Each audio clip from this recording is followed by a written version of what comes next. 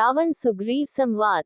सेना के एक नई टुकड़ी को साथ लेकर लंकापति रावण बाहर युद्ध भूमि में आता है और आते ही गरजता हुआ अपने धनुष की प्रत्यंचा खींचता है। रावण के धनुष की प्रत्यंचा के डंकार से आसमान में बिजली कड़कने लगती है। गरजता हुआ रावण राम को युद्ध के लिए ललकारने लगता है और पूछता है, कहाँ है राम? आज उसकी मृत्यु मेरे हाथों निश्चित है। ये सुनकर वानर राज सुग्रीव रावण के सामने आते हैं और उसे बोलते हैं, हे रावण, तुम जैसा दुराचारी और पापी श्री राम प्रभु के दर्शन के लायक नहीं है, इसलिए उनसे युद्ध करने से पहले तुम हमसे युद्ध करो, क्योंकि तुम्हारे कार्य तो इस लायक भी नहीं है कि तुम प्रभु श्री राम के हाथों दंड पा सको। ये कार्य भी मुझको ही करना पड़ेगा।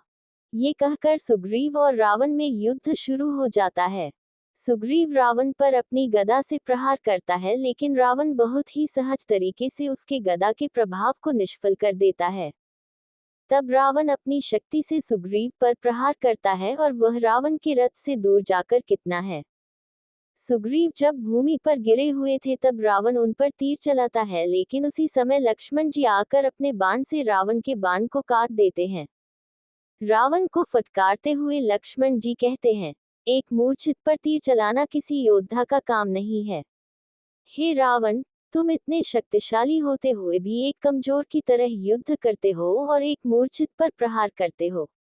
लक्ष्मण जी की बातें सुनकर रावण उनकी इस तरह की बातों की हंसी उड़ाने लगता है और बोलते हैं कि वनवासी छोकरे, ये धर्म और नीति तुम जैसे साधारण मानव की बातें हैं। मेरे जैसा शक्तिशाली राजा जो करता है वही धर्म है।